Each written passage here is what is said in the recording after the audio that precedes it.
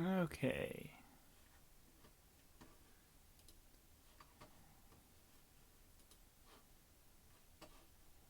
YouTube is still not working. But it looks like I am definitely here on Facebook.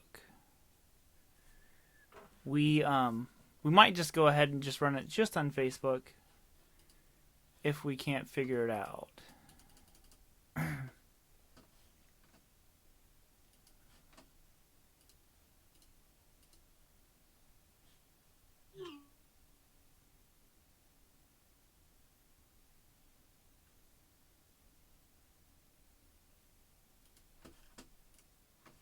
Okay.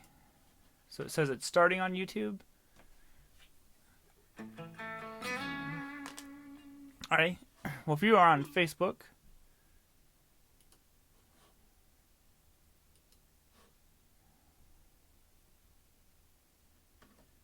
okay. So if you are on Facebook or YouTube, if you could comment and let us know that you can see us.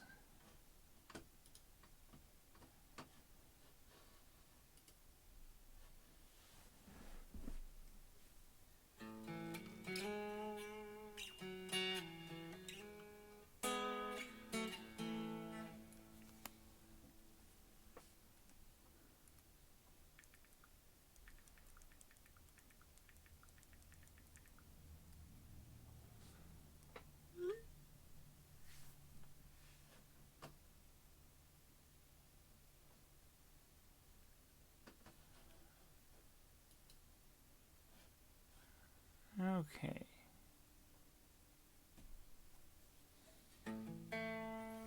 You can see me just fine. Low audio. Is the guitar low? And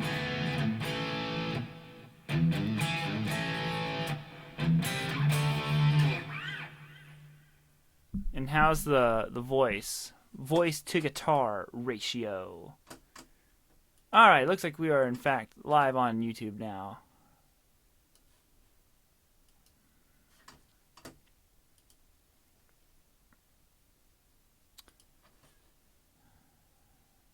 Let's just see something here. That's better. Yes, guitar is low. Let's see what I can do about that for you. I wonder why the guitar is low. Normally the guitar is like wicked loud. Alright, we are live on both. You guys just hang 10 with me here for a second. I'm going to try to crank the amp up a little bit. Let me know how this is for you.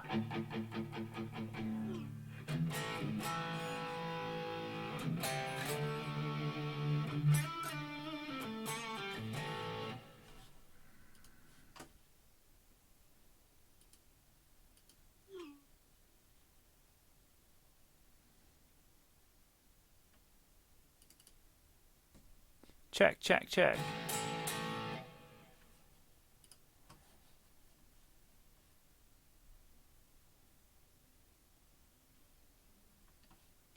So how's the audio treating you guys now? A little bit better? Is the guitar too loud? Not loud enough? 8 watching on YouTube. What is up, everybody? We are going to be talking about how to inspire your guitar playing.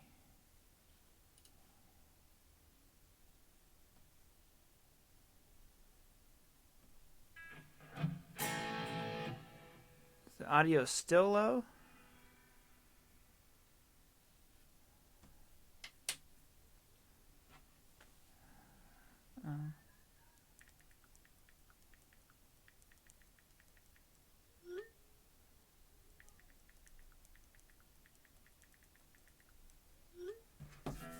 Yeah, it says I'm on Facebook, man.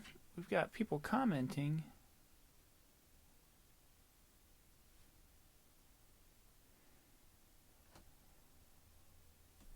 If you're watching on YouTube, how's that audio looking? I don't want to go too crazy until we got everything set up good for you guys. Okay.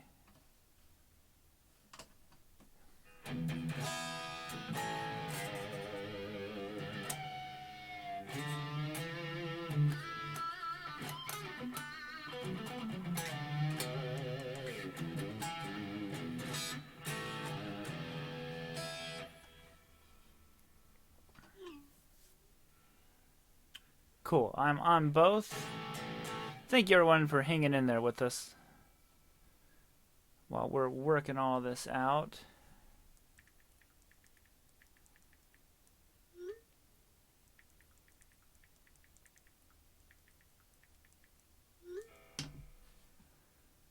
Not seeing any more responses from people. Ready on both? Okay.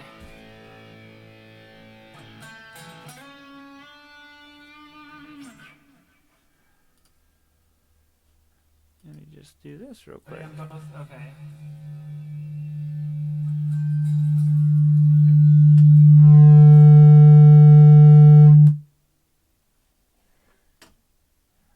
Yeah, I'm not sure why my guitar is so quiet.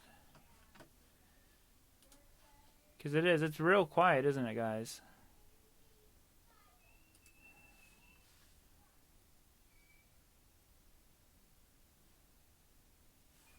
Let me just try something real quick.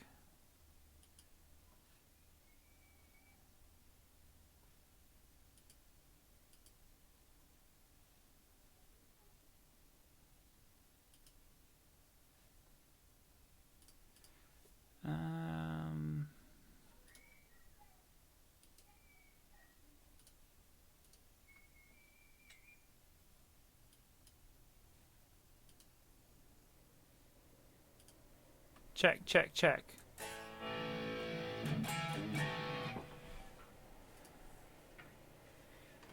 See if that's any better.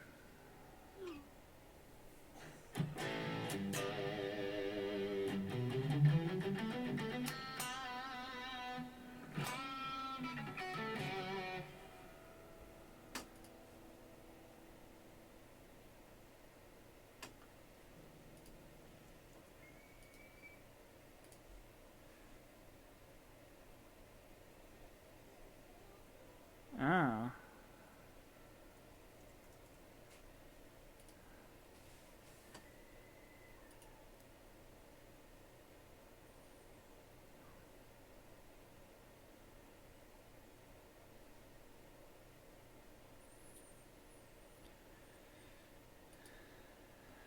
Showing.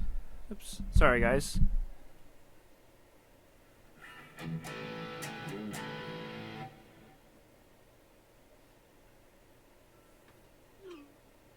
Okay. Alright, says we're good to go now. So we're just gonna roll with it. You can hear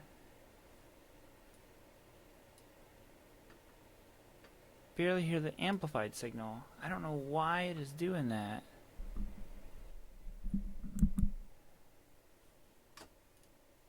It's so weird.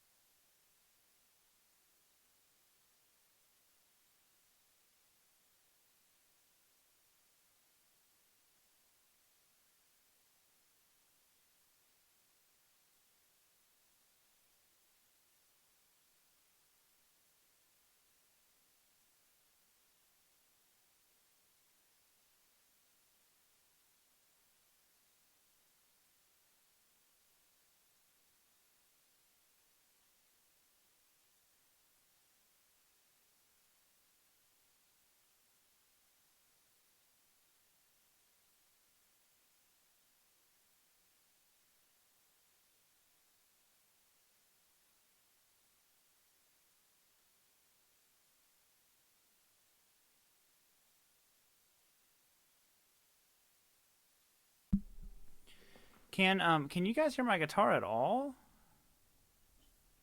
should be able to hear me. It says it's weird.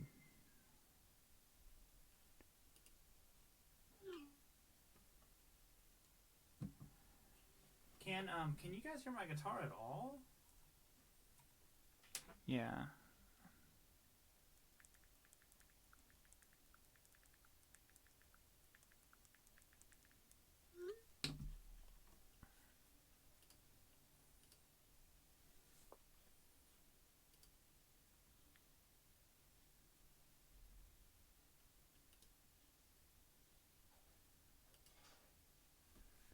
Okay, check, check, check.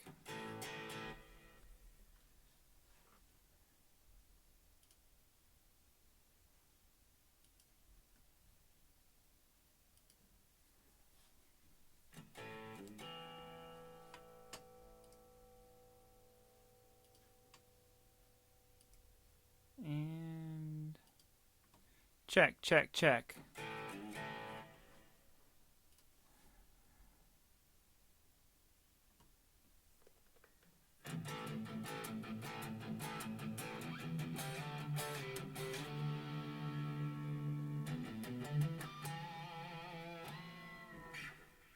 See, so how's that? So that was.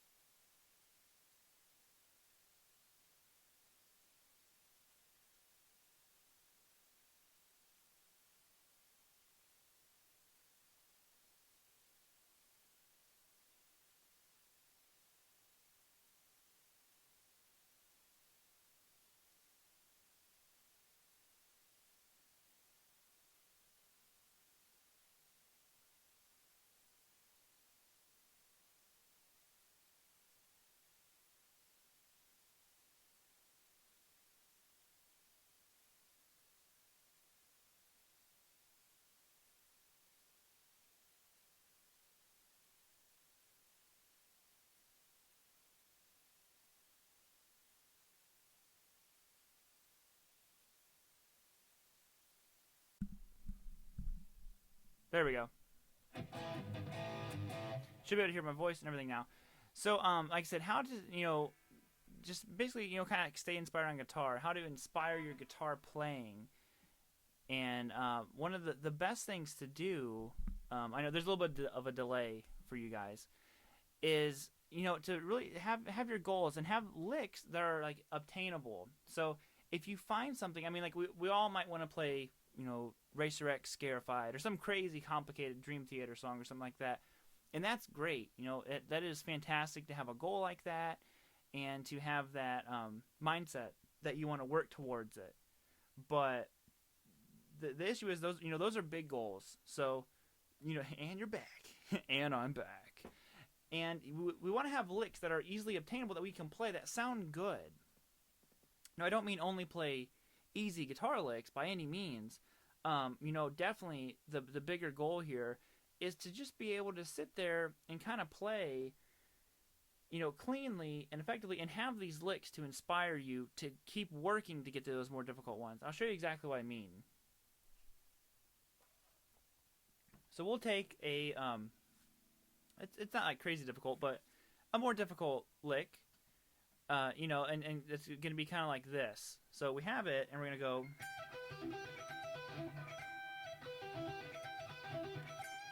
So like it's just like a Paul Gilbert lick.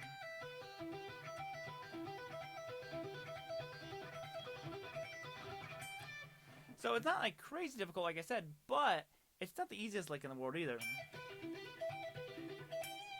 So how do we kind of like inspire our playing? Like so that might be too difficult for you right now. So what you want to do is you want to sit there and build up something with it. So you just want to sit there and maybe break it down a little bit. Think of an easier version, because a lot of it's going to be like particular ways that you're picking the strings. There's lots of little things that go into the big picture of it all. my immediate goal is to speed up my pentatonics a little more. We'll talk about that here in just a second, man.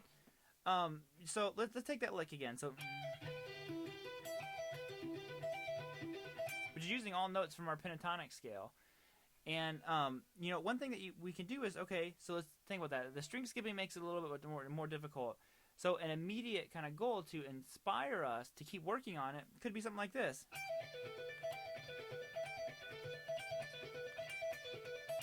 Now there, what I'm doing is I'm just going 15 pull off to 12 on the high E string, 15 pull off to 12 on the B, 14 on the G. So then I'm going to go 12 hammer on 15 on the B, and then 12 on the high E string. So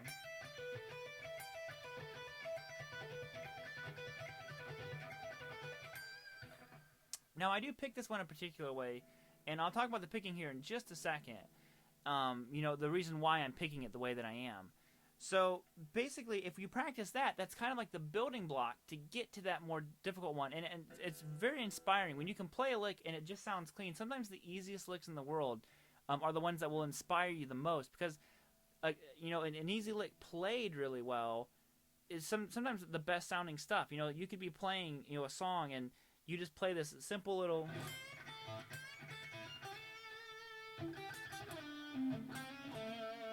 some small little phrase, and if it fits so perfectly, you're just like, that was it. That was exactly what I needed to play. And that kind of playing is inspiring because you're playing all the right notes. I mean, you know, any note could work technically, I guess, in some kind of way. But I'm just saying, you know, the overall idea.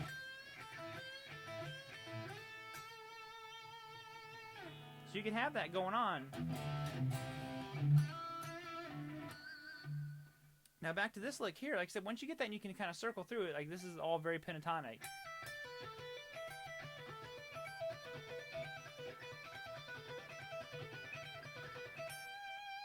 You know, how do we kind of like work our way into the next one? So that one you just want to have where you could do it night and day without thinking about it.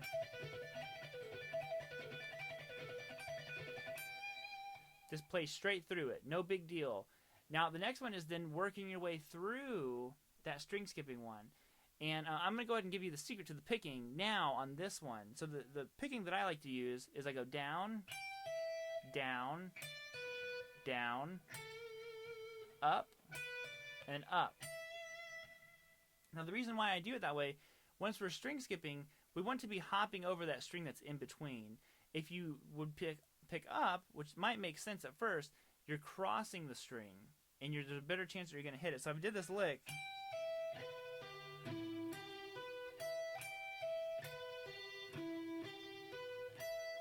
you can kind of see the picking. I'm exaggerating it, but you can see the motion of my hand that's happening.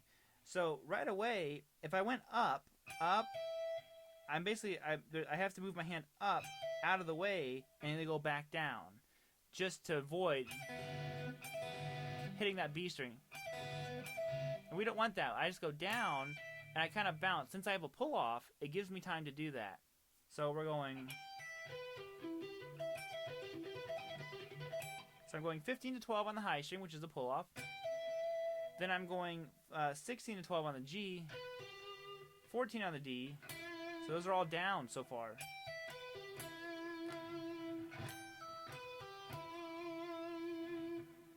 Now I go back to the G and it's 12 hammer on 16. Okay? And then 12 on the high string.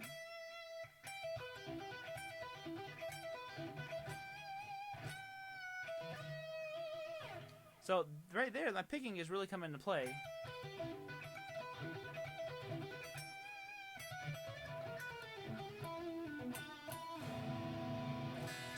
Perfect. And I forgot to mention at the beginning of the stream, at the very end we'll be doing a Q&A, so anyone who has questions can ask them, and I'm happy to answer your questions about anything.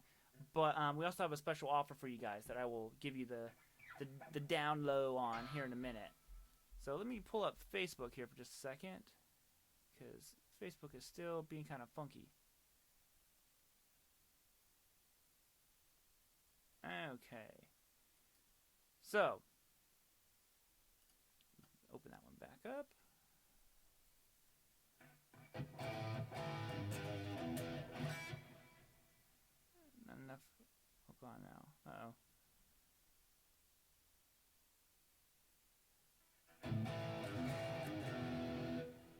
Is the audio still decent enough for you guys?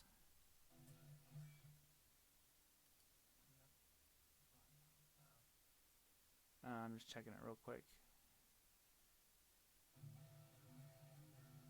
Okay, so you can hear the idea of it. So now with that, hey there, William. Yeah, I'm not playing acoustic. I can't get the good audio to run through, man.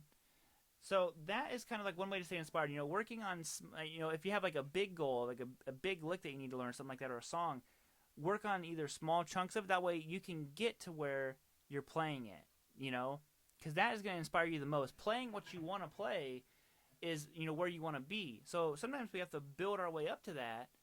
But if you just start with something simple, you know, like I said, like that lick is not, that one's not too difficult.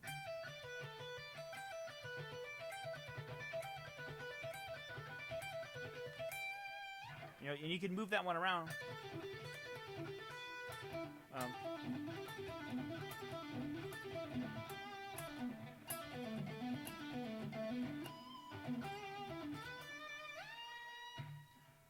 so there's that one that you can kind of mess around with, like I said. Now, the other way to stay inspired, for me, is working on different styles. You know, I love working on different styles of guitar playing and stuff like that, just because you have a whole new appreciation for it. So let me take a drink of water. And what I mean by that is, you know, I definitely consider myself a rock guitar player. You know, just rock is what I love. I love, you know, big chords with distortion.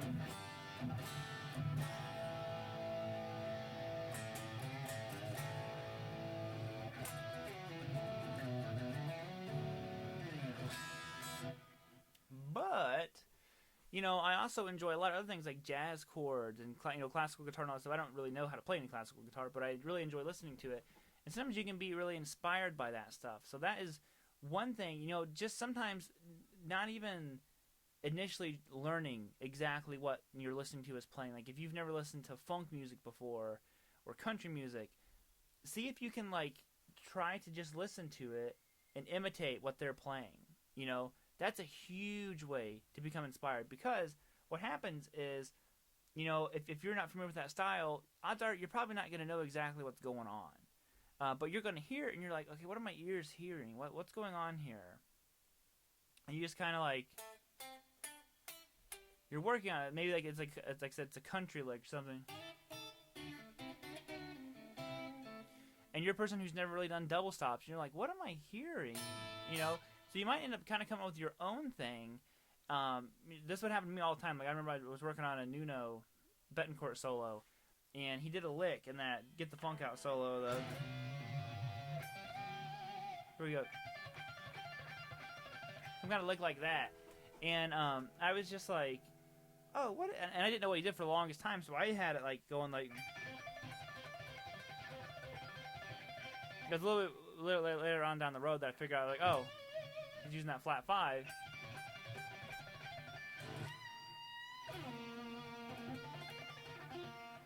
But, you know, something just, like I said, just listening to it will inspire a lot of new stuff out of you just because you're seeing it in a different way. You know, all of a sudden you're hearing it and you're like, how do I translate what I'm hearing? So to me, that's a huge one for staying inspired on the guitar. Now, the other one I'm going to talk about, you can use a looper. I actually recommend a loop pedal more than a backing track, just because it has to be your own riff. So where everything is coming from is you know? So if you have a looper pedal, I have a, well, it's not very expensive. It's a Looper by TC Electronic. And I think they're around like $100, so they're not super cheap, but they're not like crazy expensive either. But like I said, what's so cool about it is because when you loop it, it's your riff.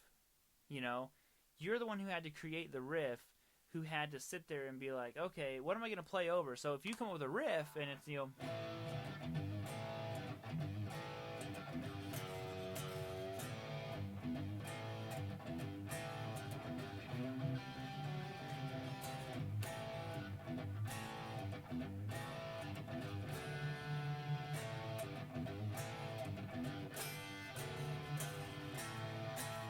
So that's our riff all of a sudden, and now you have that looping. So you're the one who's created basically your own backing track, you know? Then you kind of sit there and you could jam over it.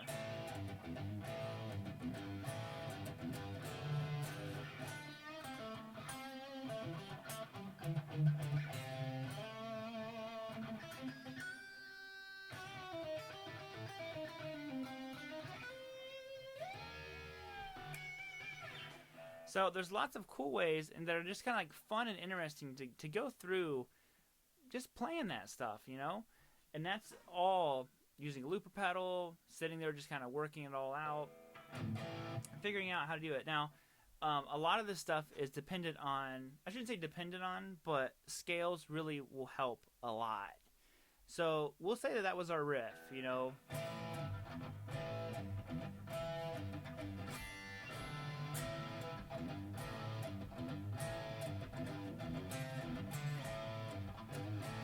Now, what would we play with that? Now, my instinct, of course, like I said, being a primary rock guitar player, I want to hear some pentatonics. And this is where we'll bridge into that. So, like, what Canis fam asked about the building speed and stuff like that. So, because this is where, to me, technical ability comes into play. Because sometimes, you know, the really fast licks will inspire you. Sometimes the really slow, you know, David Gilmour, you know, real melodic lines could be what inspires you. So first up is, you know, learning your pentatonic scale.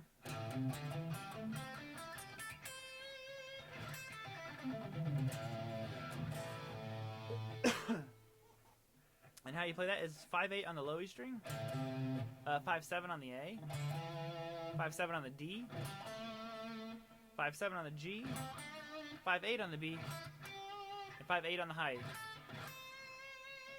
And there you have your A minor pentatonic.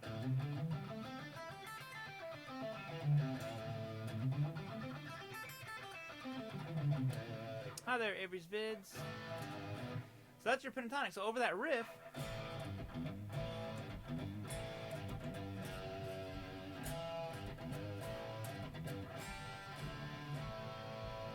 you know, you have your scale now. So now you want to work on that scale, like I said, and when you do have the looper pedal, because you've created it all, it's a very like fulfilling experience just sitting there kind of playing over it. So, love Nuno. Yeah, Nuno's such an amazing player. But anyways,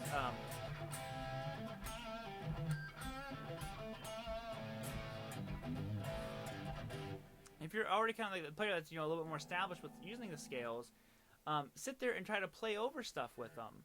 So you could easily sit there and have that riff kind of going on. And, oh, well, I just did something. and kind of like bounce off the riff, basically. So when you're sitting there kind of going through those,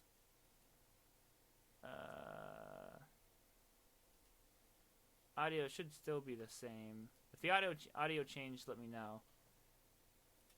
It's being funky.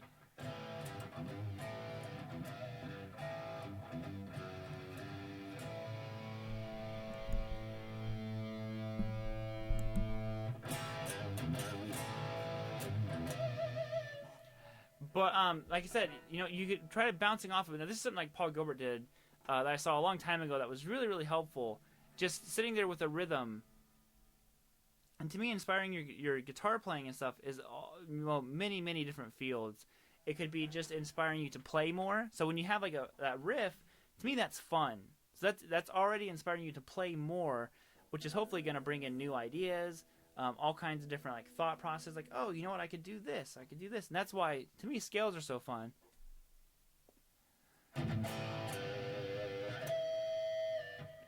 And it's really, really fun to do that kind of stuff. So let's just do a simple scratch rhythm. Now I'm going to use that A minor pentatonic scale.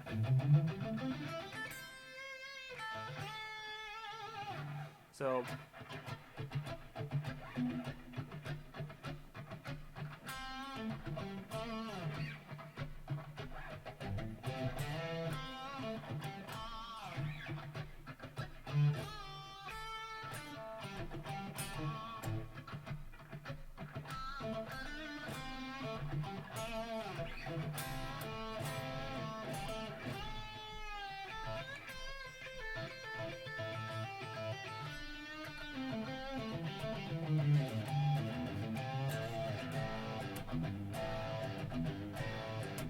Here, it still has that rhythm in it, like when I'm playing. Because what happens is, when you practice this way, it inspires a lot of like rhythmic ideas from you. So versus us normally trying to just tear through the scale,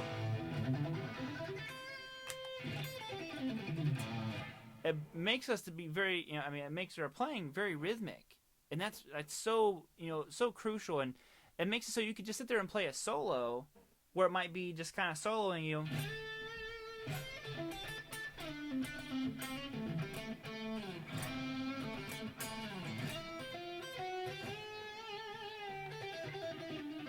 Where it has, you can still throw in your licks and stuff like that, but it certainly has a lot of like groove and vibe to it. So that's where sometimes just kind of having that riff and bouncing off of. Play the riff for a minute.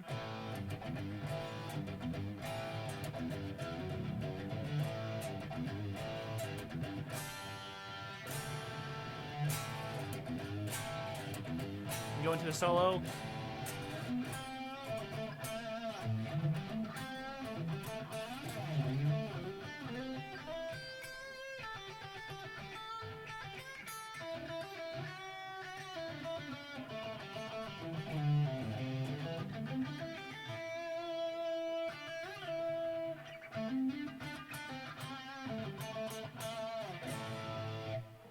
And to me, that can just bring out so many ideas, just to sit there and play over something like that, So, and this is where one that's really, really good for me for just bringing out new ideas and just some really fun thought process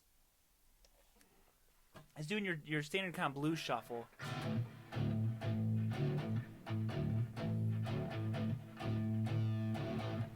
So what's really cool about the blues shuffle, if we did our chords,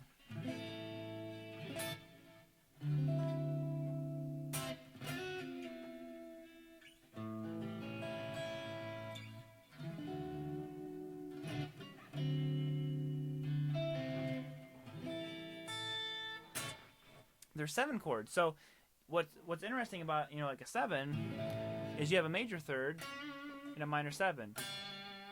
So you can get away with using both your major and minor pentatonic scales. So if you sit there and just do your basic shuffle,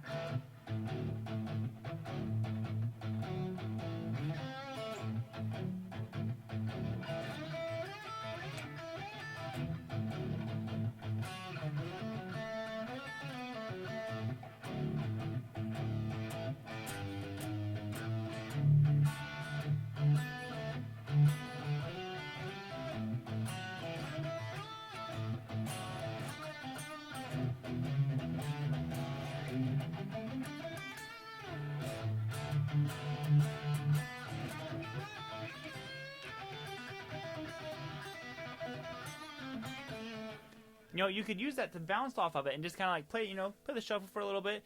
And this one, since it's already kind of like a basic riff, if kind of like creating riffs gives you trouble, this is an easy one to use, because if you just, like I said, you just learn that blues shuffle.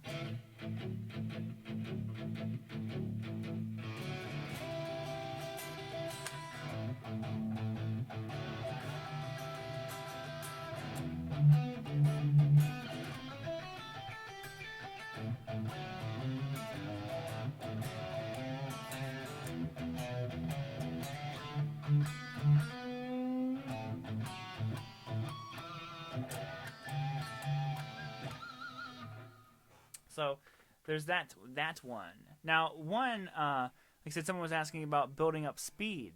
So a real easy way to kind of like incorporate some more speed into your playing, which this has just helped me out a bunch, is and actually just kind of created a sound that I prefer much more than how I used to play a lot of stuff, is utilizing hand-runs and pull-offs with your picking versus it all kind of being like one or the other. You can utilize it. So let's take this like a simple pentatonic idea, like a descending sixes.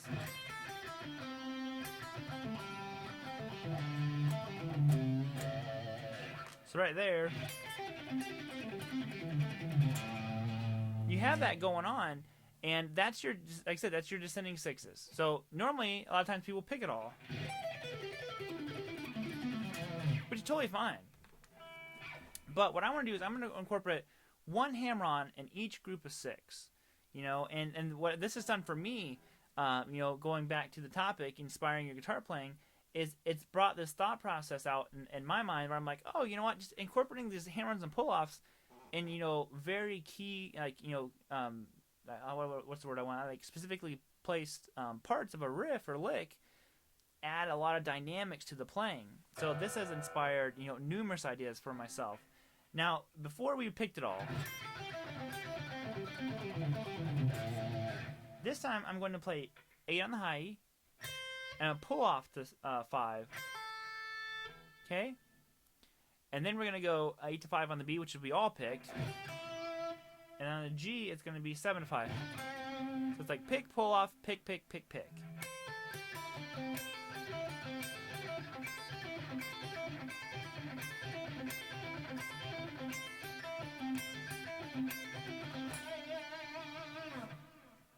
So we have that going on.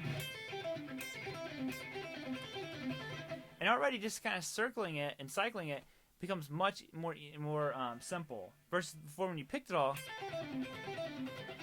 Now we're going... It's so much more simple. So what I'm going to do is I'm going to do that through the whole scale. I'm just going to go 8 pull off 5 on the B, 7 to 5 on the G, 7 5 on the D. So... And you notice, but now we have that accented note. That pull-off gives us a different sound. So listen to the first 6 notes all picked, and then with that hammer on. Tell me which one,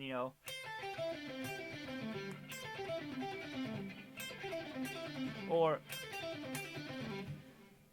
without you guys getting direct audio, you might not be able to hear the difference just from the microphone. But there's actually a pretty huge difference happening when you do that.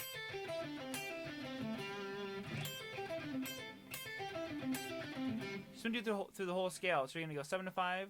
And you're going to go 7 to 5 on the D.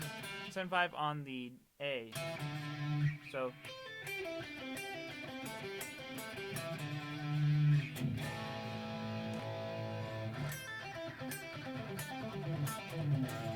Or just, kind of sit there on just one of them and sit there and cycle it. So I'm going to do like 7 5 on the G, D, and A.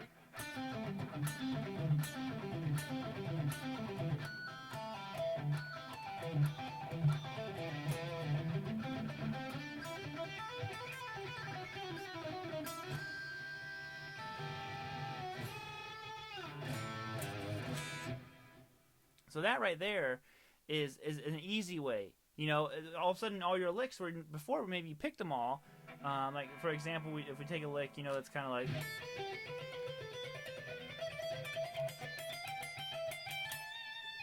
There's a pretty good lick, Oh. And we're just going to break it down a little bit more. We're going to add some hammer-ons to it. So we're going 5 hammer-on 7, and 8 on the B. Okay, then you're going to pick 5, 7, 8 on the high string. So...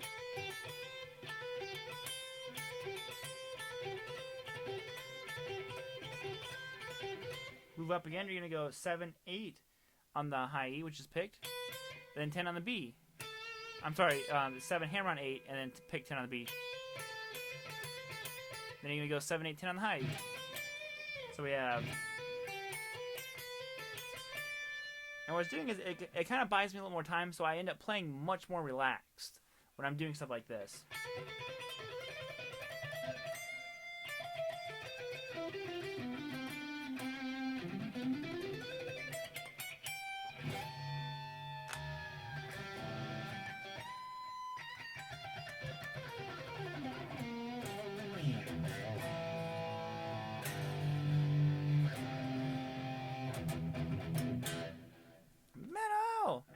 Sorry, I need another drink.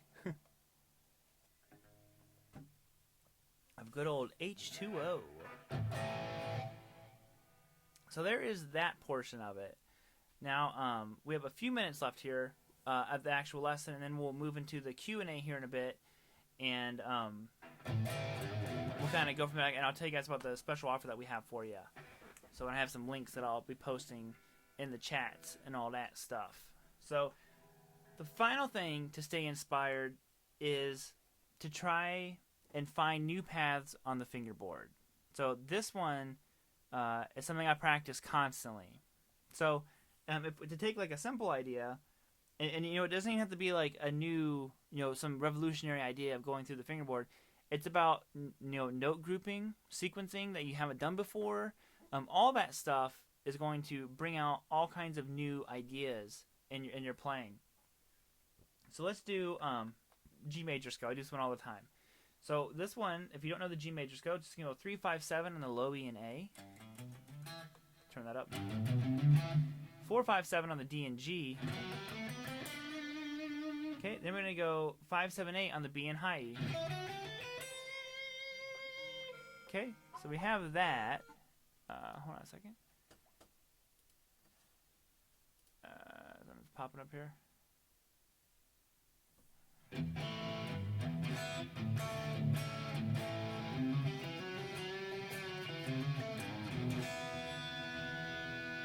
So, sorry, something popped up on the screen.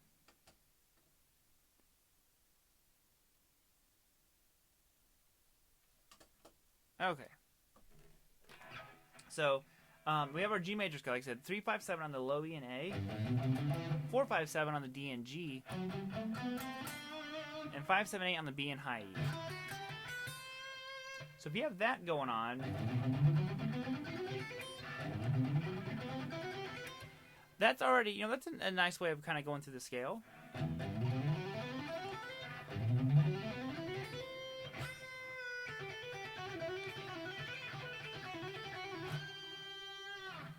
Now, having said that, though, what we can do is let's just reverse the order a little bit. We're going to go 3, 7, 5, then 3, 7, 5, 4, 7, 5, 4, 7, 5, 5, 8, 7, 5, 8, 7. Okay, so you descend it.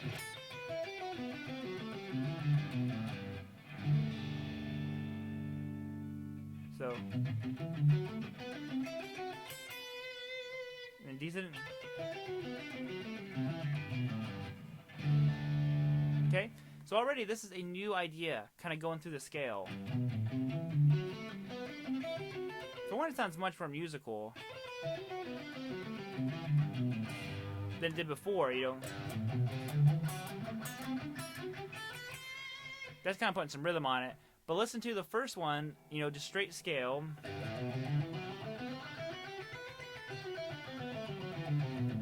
Listen to it with the pattern.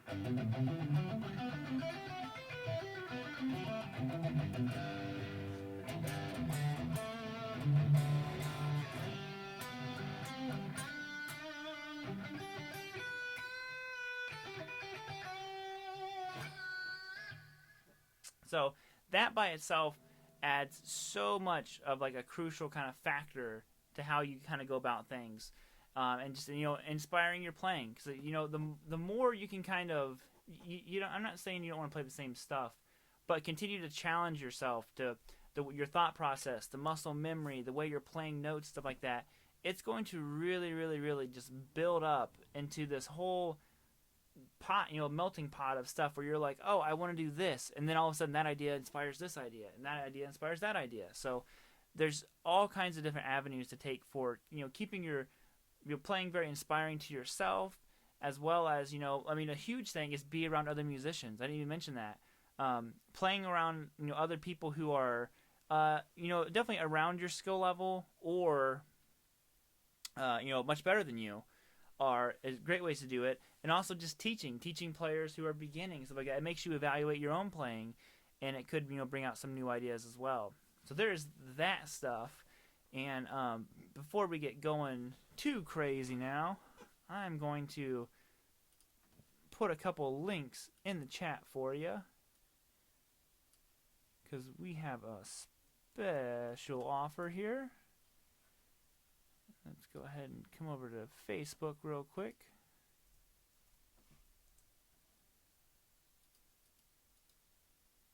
And it's not letting me pin it, so I will pin that one in a second. But there is a link in Facebook. Here we go. Now I can pin it. And I'll get you guys on YouTube here hooked up real quick like. And here you are. So with that link, what's cool about it is, I've I've been teaching here on guitar control for quite a while, and basically that is a discount code to one of the. It's almost like a lesson plan. You know, it's called Killer Guitar Control Secrets, and it's kind of like the initial program for what all kind of like kicked off guitar control basically. Now I said it's not quite the original because they've reshot it, redone all that kind of stuff, made it better, better video quality, stuff like that. But it's really, really cool because it focuses on so many different aspects of playing. It's not just one of those kind of videos. It's like, here's a lick, play this lick. You know, it gives you some background behind, which is, you know, a lot of the way that I like to teach myself with videos. The actual video is shot by Claude, you know, the person who started guitar control. And like I said, it follows a lot of the same principles. You know, step one is just kind of like, it is focused on technique. And the overall concept is playing from your heart. It's creating all these like concepts to get to where you're just playing what you kind of feel and what you hear. So the first part of the actual instructional video is all just focused on just, you know, building up your technique. You know, now part two is getting you familiar with the fingerboard, understanding how you connect a lot of this stuff, using your techniques in a musical application. And then the third and final one is putting it all together to where you're kind of like creating your own sound all of a sudden. So like I said, that is 15% off for you guys who are watching right now. And if you just use that code, it's got you hooked up. So other than that, we can venture our way into the Q&A section and all this stuff. So anybody who has questions, feel free to ask them now. And we will be just kind of chilling out here. So if you can ask me questions about anything you want, what kind of cell phone I have. So I will kind of pick around on here while I wait to see any questions from you guys.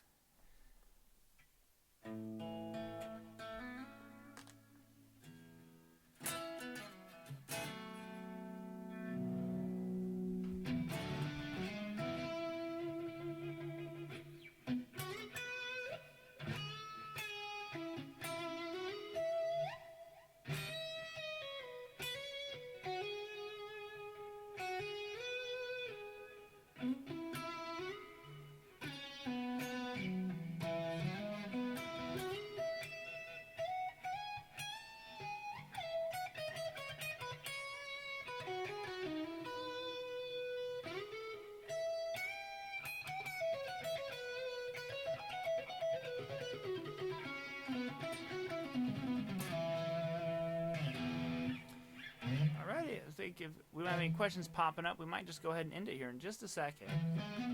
Oh.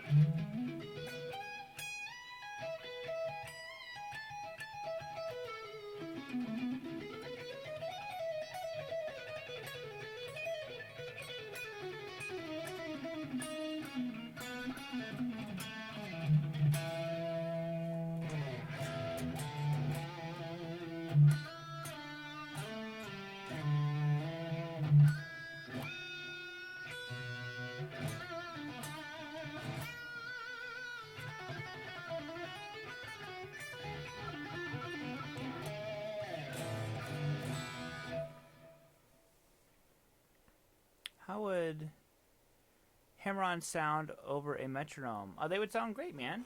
You could totally do them over a metronome.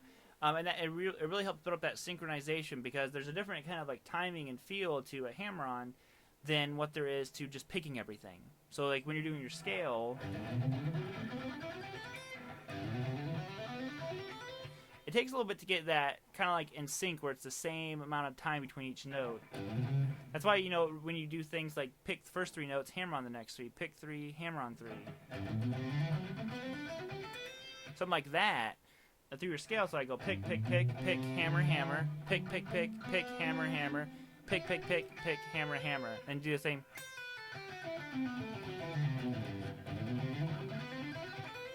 Something like that. It's going to help kind of bridge that gap between the two. So other than that, guys, we are going to wrap things up here tonight. Now, normally I'm not on Tuesdays. I'm on Thursdays. Tuesdays belong to Stephanie, so she will be here on Thursday. Make sure you check her out. And then next week we're back to normal schedule. So I will see you guys on Thursdays with a new topic. And other than that, you guys have a great night. And make sure you check out those links that I dropped down below. And I'll see you later. Later, guys. Have a